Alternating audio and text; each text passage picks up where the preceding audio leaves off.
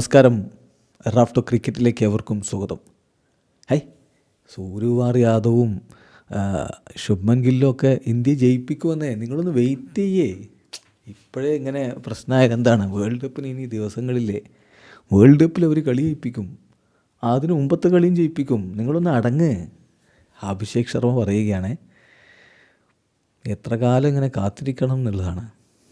ഇപ്പോൾ ഇന്നലെ ഗില്ല് 28 പന്തുകൾ 28 നല്ല രൂപത്തിൽ അടിച്ചു പോയി എന്ന് കരുതി, പക്ഷെ പിന്നെ സ്ലോ ആയി.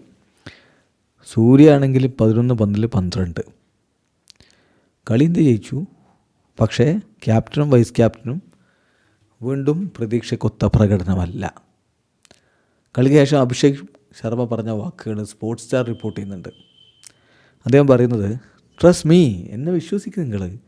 Suryakumar Yadav and Shubman will win matches for India in the world cup, matches before the world cup as well.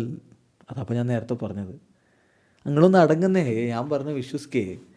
Suryakumar യാദവും ശുഭ്മനും ഒക്കെ ഇന്ത്യയെ ജയിപ്പിക്കും, വേൾഡ് കപ്പ് ജയിപ്പിക്കും, ഈ വേൾഡ് കപ്പിന് മുമ്പുള്ള കളിയും ജയിപ്പിക്കും. ഞാൻ അവരോടൊപ്പം കുറേ കാലമായിട്ട് കളിക്കുന്നതല്ലേ, എസ്പെഷ്യലി വിത്ത് ശുഭ്മൻ. എനിക്കറിയാം ശുഭ്മൻ എവിടെ മിന്നിക്കത്തി കളിക്കാൻ പറ്റുമെന്ന്, ഏത് കണ്ടീഷനിൽ, ഇറസ്പെക്റ്റീവ് ഓഫ് ഓപ്പണൻ്റ് അവന് നന്നായി കളിക്കാൻ പറ്റും. അതെനിക്കറിയാം. എനിക്ക് അവനിൽ പൂർണ്ണ വിശ്വാസമുണ്ട്. വെരി സൂൺ എല്ലാവരും അവനിൽ വിശ്വാസം അർപ്പിക്കാൻ തുടങ്ങും, അതെനിക്ക് ഉറപ്പാണ് എന്നാണ് ശുഭ്മൻ ഗില്ലിൻ്റെ കുട്ടിക്കാലത്തെ കൂട്ടുകാരൻ കൂടിയായിട്ടുള്ള അഭിഷേക് ശർമ്മ പറയുന്നത്.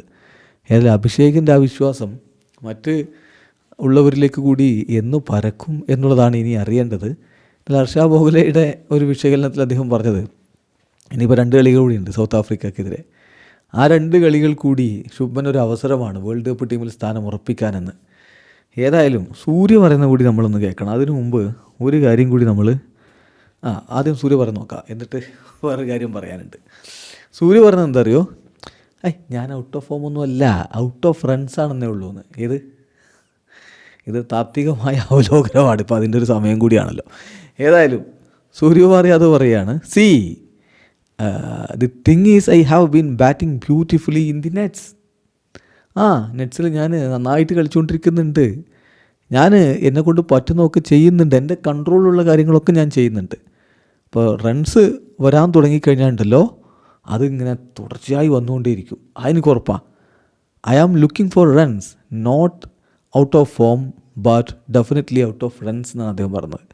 അപ്പോൾ ആ താത്വികമായ അവലോകനം അവിടെ ആക്കട്ടെ. നമുക്ക് കൃത്യമായൊരു കണക്ക് നോക്കാം. ഈ കണക്കുകളൊക്കെ വിലയിരുത്തുന്ന ഒരു സമയമാണല്ലോ അത്. അപ്പോൾ അതുകൊണ്ട് കണക്കുകൾ കൂടി നമ്മൾ നോക്കുകയാണ്. ഇപ്പോൾ കഴിഞ്ഞ കുറച്ച് വർഷങ്ങളിലായിട്ട് T20യിൽ മിനിമം 10 ഇന്നിങ്സ് കളിച്ചിട്ടുള്ള താരങ്ങൾ വെച്ച് നോക്കുമ്പോൾ ഇന്ത്യയുടെ ലോവസ്റ്റ് ബാറ്റിംഗ് ആവറേജ് ആർക്കാണ്? 2022 ലോവസ്റ്റ് ബാറ്റിംഗ് ആവറേജ് വന്നത് അക്സർ പട്ടേലിനായിരുന്നു, 11.62. 2023 ഇഷാൻ കിഷൻ 18.81. 2024 വിരാട് കോഹ്ലി 18.